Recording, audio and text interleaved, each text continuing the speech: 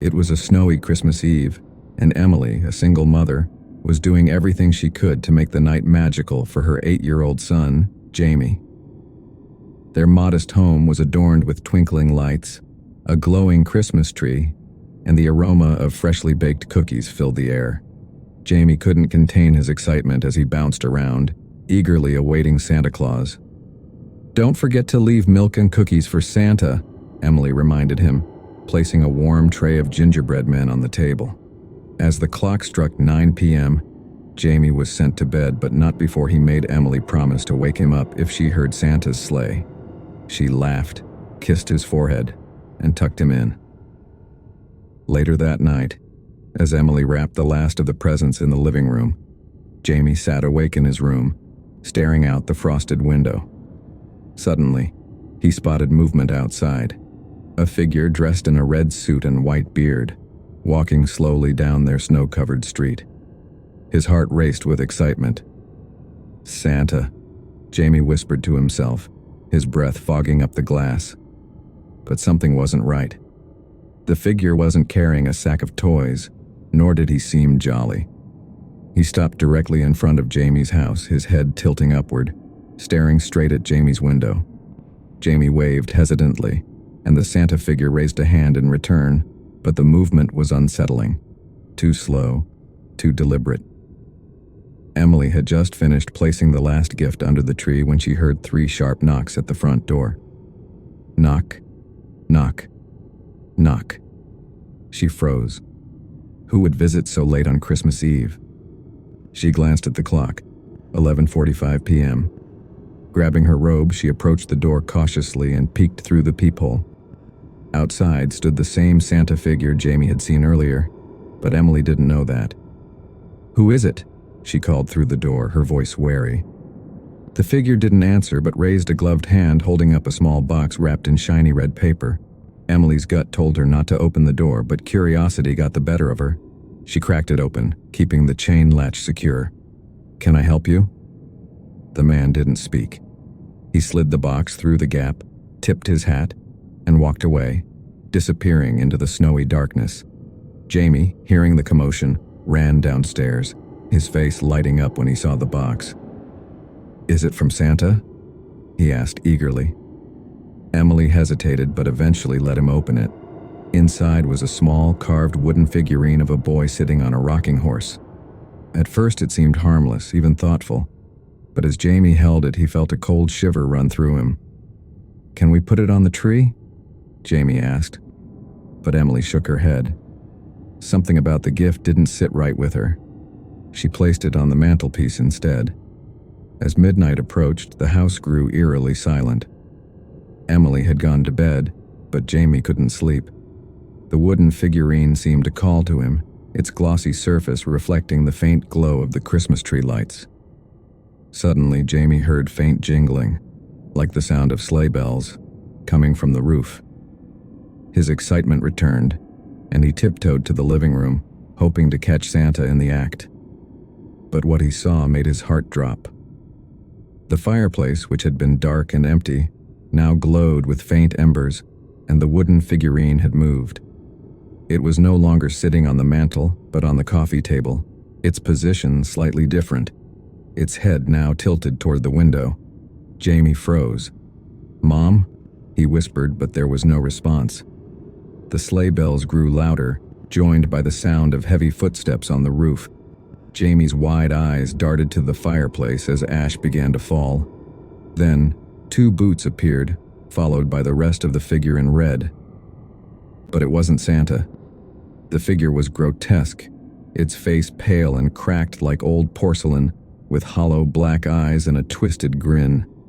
It dragged a sack behind it, and Jamie could hear faint whimpers coming from inside. Jamie backed away slowly, but the creature's head snapped toward him, its grin widening unnaturally. "You've been waiting for Santa, haven't you?" it crooned, its voice like nails on a chalkboard.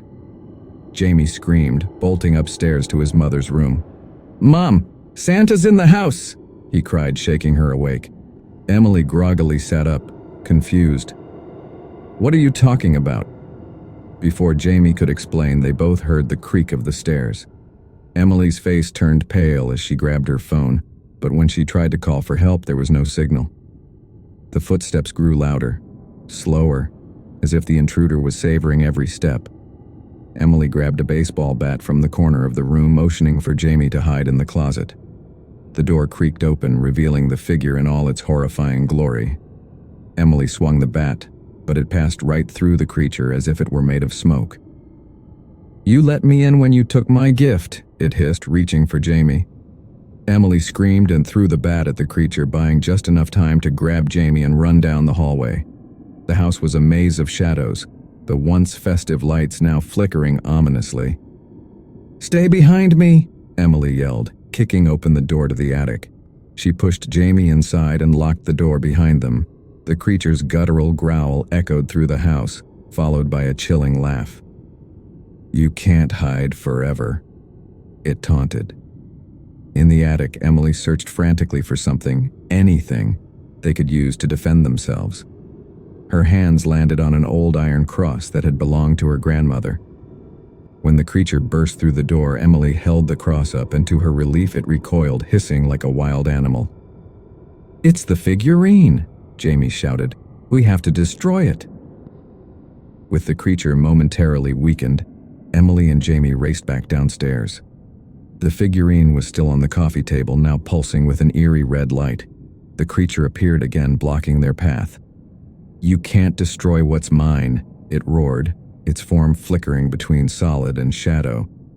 Emily gripped the iron cross tightly and lunged at the figurine, smashing it to the ground. The creature let out a deafening screech, its body convulsing as it began to dissolve into black smoke. When the figurine finally shattered, the creature disappeared entirely, leaving only silence. The next morning, Emily and Jamie sat together on the couch, still shaken but alive. They decided to burn the remaining pieces of the figurine in the fireplace, ensuring it could never haunt anyone again. As the flames consumed the wood, Emily hugged Jamie tightly. Christmas would never be the same, but they were grateful to have survived the night.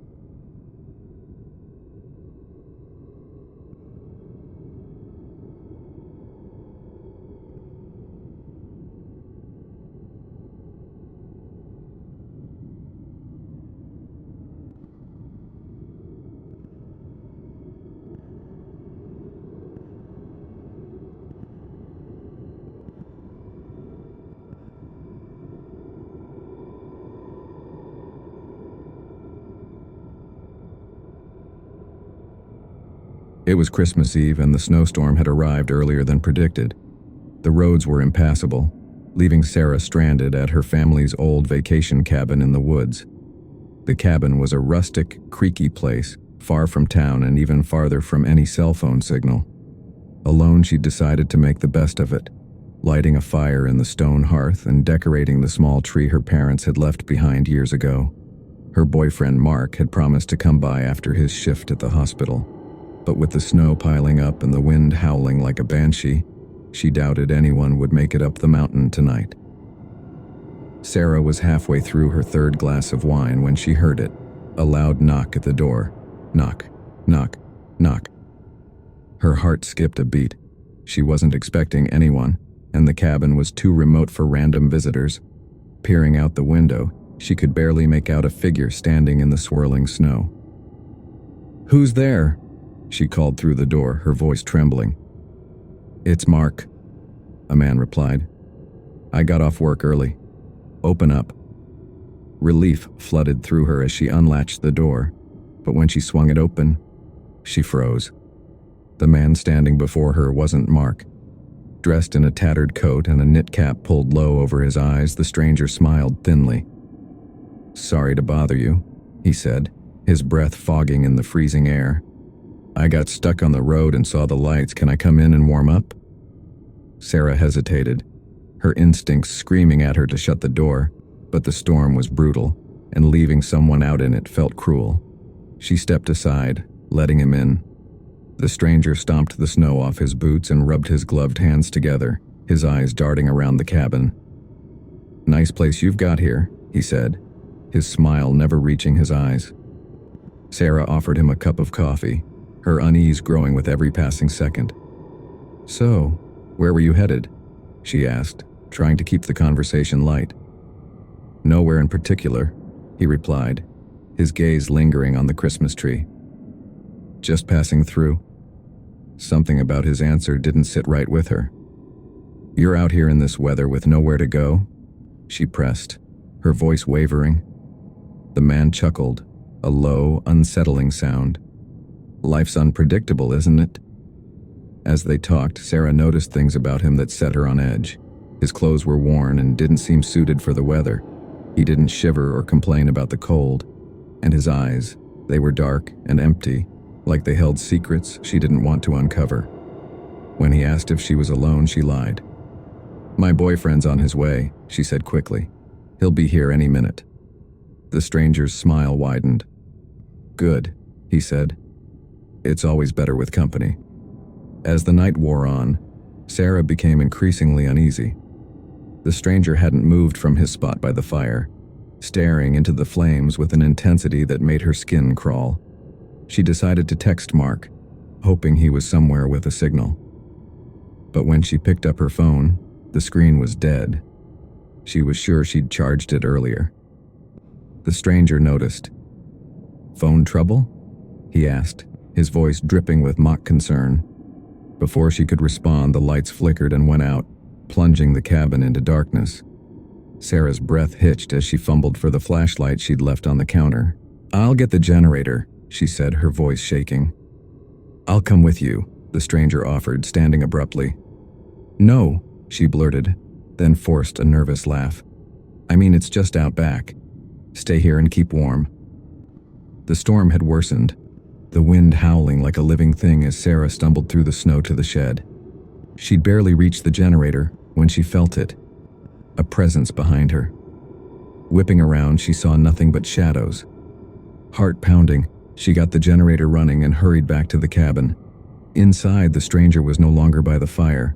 The door was ajar, snow blowing in, and something was missing.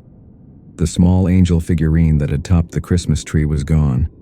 Before Sarah could process what was happening, there was another knock at the door, louder and more insistent this time. Knock. Knock. Knock. She froze. The stranger had been inside moments ago. Why would he knock? Grabbing a kitchen knife, she approached the door cautiously. "Who's there?" she demanded. Silence. Her hand trembled as she reached for the doorknob, but before she could turn it, the door swung open on its own. There was no one there, only the storm raging outside. But as she stepped back, she saw them. Footprints in the snow, leading away from the cabin. They didn't belong to the stranger. They were too small, like those of a child. Suddenly, the lights flickered back on and Sarah gasped.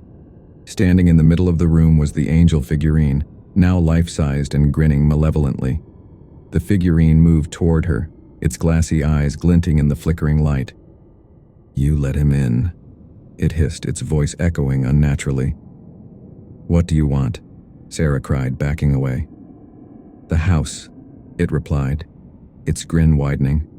"This place was ours long before it was yours." Sarah remembered the stories her parents used to tell her about the cabin's dark history, tales of a family that had disappeared one Christmas Eve many years ago. The angel, she realized, was part of that family. Suddenly, the stranger reappeared, his face twisted into something inhuman. He and the angel were connected, their forms flickering as if they weren't entirely solid. Sarah fought back with everything she had, using the knife to slash at the stranger, though it passed through him harmlessly. She threw the angel figurine into the fire, but it only laughed, its form unscathed by the flames. Realizing she couldn't fight them physically, Sarah turned to the old chest in the corner, where her parents had kept family heirlooms.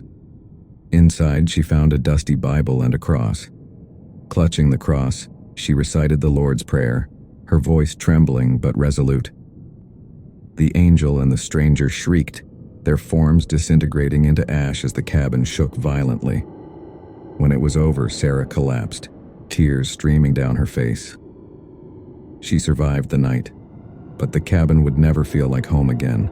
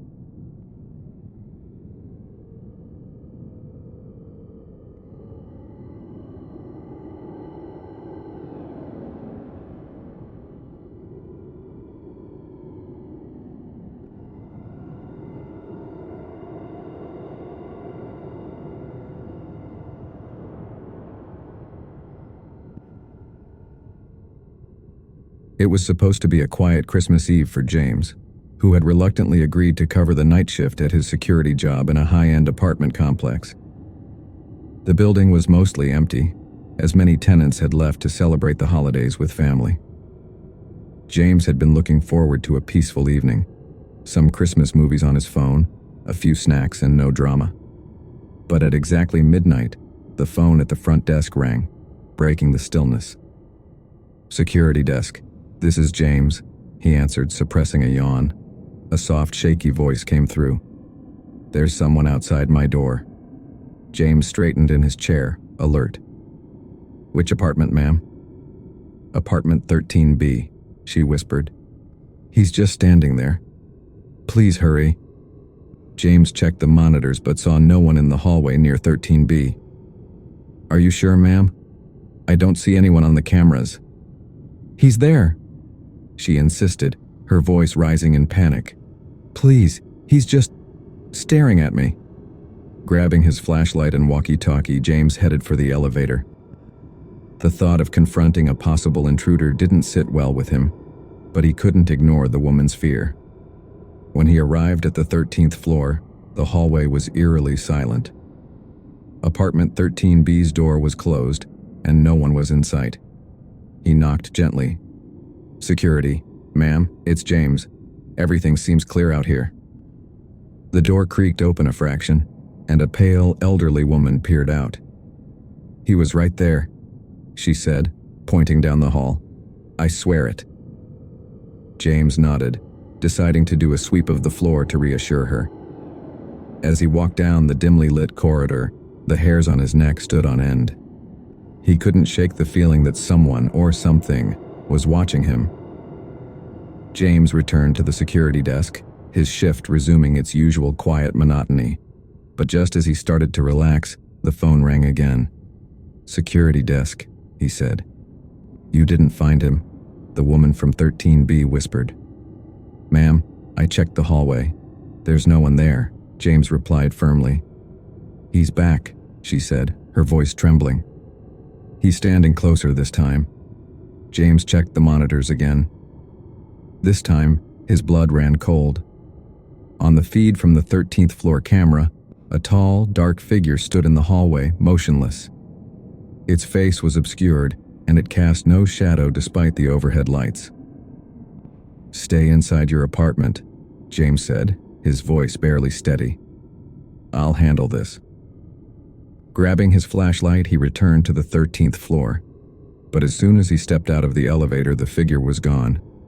"Show yourself!" James shouted, his voice echoing through the empty hallway. A door slammed shut behind him and he whirled around, heart pounding. He shone his flashlight down the hall, but nothing moved. When he reached 13B, the elderly woman's door was wide open. "Ma'am," he called, stepping inside. The apartment was empty. The furniture was covered in dust, and the air was heavy with the scent of mildew. It didn't look like anyone had lived there in years. Confused and increasingly frightened, James returned to the security desk. He replayed the camera footage, hoping to make sense of what he'd seen. On the screen, the figure reappeared, this time closer to the camera. Its head tilted unnaturally as if staring directly at James. He watched, frozen, as the figure raised a hand and pointed at something off-screen. The phone rang again, making him jump. He didn't want to answer, but the shrill ring was impossible to ignore. "Security desk," he said, his voice hoarse. "You're next," a guttural voice growled. The line went dead. Panic set in as James scrambled to figure out what was happening. He searched the building's records and discovered a chilling fact. Apartment 13B had been unoccupied for over a decade. The last tenant, an elderly woman, had died there on Christmas Eve, alone and forgotten. James decided to call his supervisor, but his phone wouldn't connect. The building's landline was dead and the power began flickering ominously. Desperate, he armed himself with a metal baton and headed back to the 13th floor. If this was some kind of elaborate prank, he was determined to put an end to it. The hallway was darker than before, the lights overhead dim and flickering. As he approached 13B, the air grew colder, his breath visible in the freezing temperature. Suddenly, the door to 13B slammed shut in front of him. He tried to open it, but it wouldn't budge. From inside, he heard whispers, dozens of them, overlapping and unintelligible. The sound grew louder, morphing into anguished cries. "Why didn't you help me?" a voice wailed, sending chills down his spine. James ran back to the elevator, but it wasn't working. The staircase was his only option, and as he descended, he heard footsteps behind him. They weren't hurried, but deliberate, each step echoing through the stairwell. "Leave me alone," he shouted, his voice trembling. Reaching the ground floor, James bolted for the exit. But when he opened the door, he found himself back on the 13th floor, standing in front of 13B. "No, no, no!" he cried, banging on the walls. Exhausted and terrified, James collapsed in the hallway. The door to 13B creaked open, revealing the elderly woman standing inside. Her eyes were hollow, her expression sorrowful. "You could have saved me," she whispered. Before James could respond, the dark figure emerged from the shadows behind him, its hand resting heavily on his shoulder. James screamed, but no one was around to hear him. By the time the morning shift arrived, the security desk was empty, the monitors flickering with static. James was never seen again.